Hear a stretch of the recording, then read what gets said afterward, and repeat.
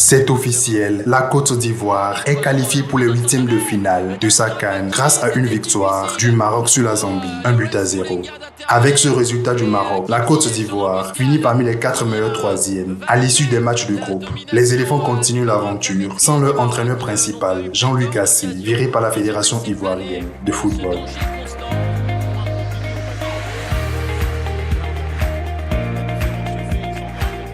Dans l'autre match, la Tanzanie est éliminée après son match nul et vierge face à la RD Congo. La Namibie et le Mali se partagent le point du nul. Les deux équipes se qualifient pour les huitièmes de finale. Toujours dans le groupe E, les Aigles de Carthage sont éliminés après leur match nul face au Bafana Bafana. Après un premier tour assez prolifique en but, moi je retiens déjà un chiffre, 89. Comme le nombre de buts marqués en 36 matchs, on est quasiment à plus de 2 buts par match.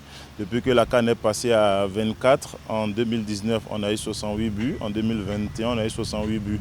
Ça vous renseigne sur les efforts qui ont été faits par les attaques qui ont apparemment pris le dessus sur les défenses. Donc moi, je retiens déjà ce chiffre. Je retiens à côté aussi, comme dans tout tournoi, le lot de belles surprises, comme la Guinée équatoriale, comme le Cap-Vert ou encore l'équipe d'Angola qui n'était pas dans les premiers chapeaux lors du tirage et qui finissent premiers de leur groupe dans des groupes où il y a quand même des références en matière de football sur le continent. Et puis quand il y a des surprises dans un tournoi, il y a forcément des déceptions. Et quand on parle de déception, c'est la Côte d'Ivoire qui, bien que qualifiée, est obligée d'attendre le dernier jour du premier tour pour dire merci à un autre pays avant de pouvoir se qualifier. C'est l'Algérie qui, depuis sa CAN en 2019, remportée en Égypte, n'a plus jamais gagné un match en Coupe d'Afrique des Nations. C'est une grosse désillusion. Et puis c'est aussi la Tunisie qui jouait sa 16e CAN de suite et qui a marqué qu'un but dans la CAN et qui a été incapable de gagner un match. Voilà, ce sont ces pays-là quand même qui étaient des places fortes du football sur le continent qui ont déçu.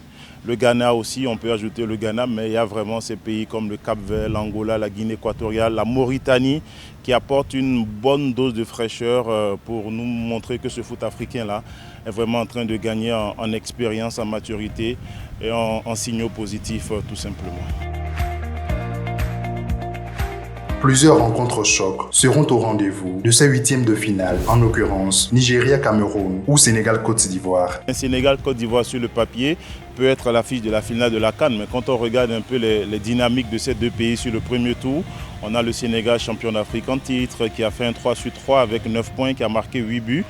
Et puis on a la Côte d'Ivoire qui a vraiment souffert, qui a montré un visage qui n'est pas celui de ce qu'on connaît du football ivoirien. Une Côte d'Ivoire en souffrance, qualifiée au mérite d'être meilleur troisième. Ce n'est pas digne pour la Côte d'Ivoire, mais ça nous donne une bonne affiche. À Yamoussoukro, on verra ce que ça va donner. Après, il y a ce classique-là du foot africain, quand on est nostalgique des Nigeria-Cameroun d'une autre époque, et même dans l'actualité récente de la CAN en 2019, ces deux pays se sont affrontés en huitième de finale. Avantage au Nigeria qui a quand même aujourd'hui le meilleur joueur africain du moment, Victor Osimhen. On a aussi des matchs assez ouverts, comme l'Angola contre la Namibie et le Cap-Vert contre la Mauritanie. Il y a aussi un Égypte et RDC qui vaut le deux tout. C'est le huitième de finale entre deux équipes, deux grosses équipes qui ont déjà gagné la CAN au moins une fois, cette fois pour l'Égypte, 2 fois pour la RDC, à l'époque le Zaïre, mais qui n'ont pas gagné de match encore cette année dans cette CAN. 3 matchs nuls pour l'Égypte, 3 matchs nuls pour la RDC. Donc voilà, il y a beaucoup de choses qui nous font dire qu'on aura quand même de très beaux huitièmes de finale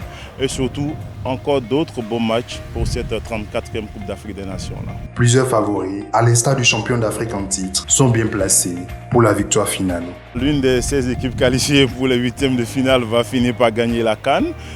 Écoutez, ça reste ouvert. On a un Sénégal qui a répondu, qui a coché quasiment toutes les cases. Tout le monde se posait la question avec une colonne vertébrale qui joue en Arabie Saoudite. Est-ce que le Sénégal serait au niveau? Oui, le Sénégal est au niveau, mais le Sénégal a réussi avec des jeunes comme Pape Matassa, Ismaïla Sarr, Iliman Dia et autres, Lamine Camara, à apporter une forme de jeunesse pour en tout cas être bien encadré par ses anciens. Pour l'instant, ça marche. Le Nigeria, personne ne les voit et très souvent, c'est quand on ne les voit pas qu'ils font une bonne CAN. Leur dernier titre remporté en 2013, personne n'avait misé sur le Nigeria.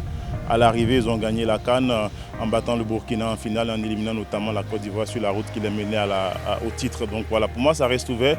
Mais je peux vous dire que pour ce que j'ai reçu comme information depuis ce matin du village et dans la calebasse, il paraît que le Nigeria va gagner la CAN 2023.